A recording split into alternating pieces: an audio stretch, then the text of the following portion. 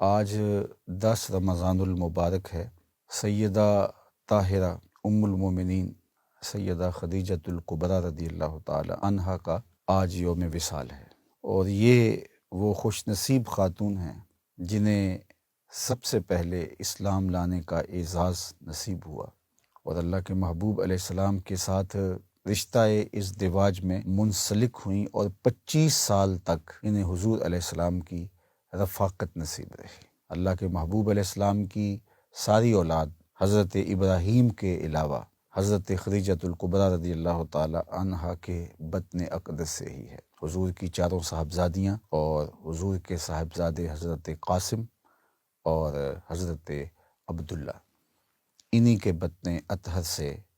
اللہ کے محبوب علیہ السلام کو عطا کیے گئے۔ حضرت خدیجۃ الکبریٰ رضی اللہ تعالی عنہا اللہ کے پیارے محبوب صلی اللہ علیہ وآلہ وسلم کی غم گسار اہلیہ تھیں۔ مشکلات جب آئیں، تکالیف آلام کے پہاڑ توڑے گئے، مکے والوں نے جو تکلیفیں دیں، سماجی بائیکاٹ کیا، اور ہر طرح کی تکلیف اور ہر طرح کی اذیت اللہ کے محبوب کو پہنچائی، لیکن جب حضور گھر تشریف لاتے تو یہ جس طرح حضور علیہ الصلاۃ والسلام کی دلجوئی کرتی اور آقا کریم علیہ الصلاۃ والسلام کی غمخواری فرماتی، تو یہ انہی کا مقصوم ہے۔ اسی لیے اللہ کے محبوب علیہ السلام نے حضرت خدیجۃ الکبریٰ رضی اللہ تعالی عنہا کے وصال والے سال کو عام الحزن قرار دیا۔ دکھوں کا سال حضور نے اس سال کو کہا، بلکہ روایات میں آتا ہے کہ آقا کریم گھر سے نکلنا کم کر دیا تھا، اور حضرت سیدہ خدیجۃ الکبریٰ رضی اللہ تعالی عنہا کے تذکرے سیدہ فاطمہ زہرا رضی اللہ تعالی عنہا اور دیگر اپنی صاحبزادیوں سے کرتے، اور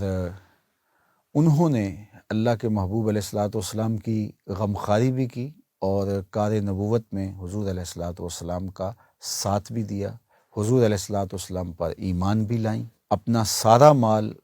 حضور علیہ السلام کے قدموں میں ڈھیر کر دیا اور کہا کہ یہ اب میرا نہیں، یہ آپ کا ہے، اور وہ سارا مال اعانت اسلام کے لیے صرف ہوا، غریبوں کے لیے، لاچاروں کے لیے، کمزوروں کے لیے، اراملہ، یتامہ اور مساکین کے لیے وہ سارا مال خرچ ہوا۔ بلکہ متمول خاندان کی عالی مرتبت شہزادی ہونے کے باوجود اللہ کے محبوب علیہ السلام جب غار حرا میں قیام فرماتے تو کئی دن حضور علیہ السلام وہیں خلوت فرماتے، تو یہ حضور علیہ السلام کو کھانا دیتی، تو جب کھانا ختم ہو جاتا تو یہ گھر سے کھانا تیار کرتی، تو وہاں چوٹی پر لے جا کے حضور علیہ السلام کو پیش کرتی۔ ایک دن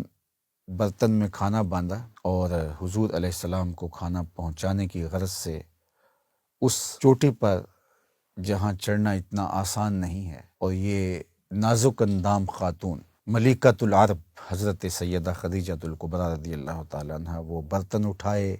کھانا اٹھائے، پہاڑ پہ چڑھ رہی ہیں۔ ابھی غار حرا میں نہیں پہنچتی کہ جبریل امین حاضر خدمت ہوتے ہیں، اور حضور کو اللہ کا سلام دیتے ہوئے حضرت جبریل عرض کرتے ہیں کہ حضور، حضرت خدیجہ برتن میں سالن اور روٹی لیے وہ یہاں پہنچ رہی ہیں، تو جب وہ یہاں پہنچیں تو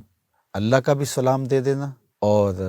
حضور میرا بھی سلام دے دینا، اور انہیں بشارت دینا کہ اللہ نے جنت میں ان کے لیے موتیوں کا ایسا محل بنایا ہے جس کے اندر کوئی شور نہیں ہوگا اور کوئی اس میں پریشانی نہیں ہوگی۔ اللہ اکبر۔ ام المومنین سیدہ عائشہ رضی اللہ تعالیٰ عنہ فرماتی ہیں کہ مجھے کبھی بھی کسی خاتون پہ رشک نہیں آیا تھا سوائے ام المومنین حضرت سیدہ خدیجۃ الکبریٰ رضی اللہ تعالیٰ عنہا کے علاوہ مجھے کبھی کسی پہ رشک نہیں آیا تھا۔ تو اللہ کے محبوب کثرت سے ان کا ذکر کرتے، اور جب کوئی جانور ذبح کرتے تو گوشت کے ٹکڑے ان کی سہیلیوں کے گھروں میں بھیجتے، اور ان کی بار بار حضور بات کرتے۔ تو میں نے ایک دن کہا کہ حضور، وہ خاتون بڑھاپے کی وجہ سے جس کے ہونٹوں کے گوشے بھی رنگ بدل گئے تھے، آپ بار بار اس کا ذکر کرتے ہیں، جب اللہ تعالیٰ نے آپ کو بہتر ازواج عطا فرما دیں تو آقا کریم نے فرمایا کہ عائشہ، میں اس کا ذکر کیسے چھوڑ سکتا ہوں؟ جب پورے مکے نے میرا انکار کیا تھا اس نے میرا اقرار کیا تھا، جب مجھے کسی نے نہیں مانا تھا اس نے مجھے مانا تھا۔ اور آقا کریم علیہ الصلوۃ والسلام یہ بھی فرماتے تھے کہ خدیجہ تو خدیجہ ہے، بلکہ ایک موقع پہ حضور نے فرمایا کہ اللہ نے اس کی محبت کا مجھے رزق دیا ہے۔ اللہ اکبر۔ تو محسنہ اسلام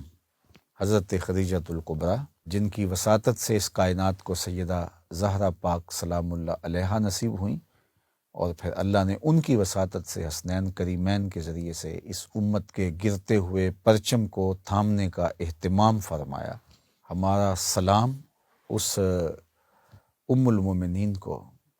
کہ جو حضور کے قلب اطہر کا چین اور حضور کے لیے باعث راحت اور باعث قرار تھیں۔ تو آج یہ مبارک دن ان کی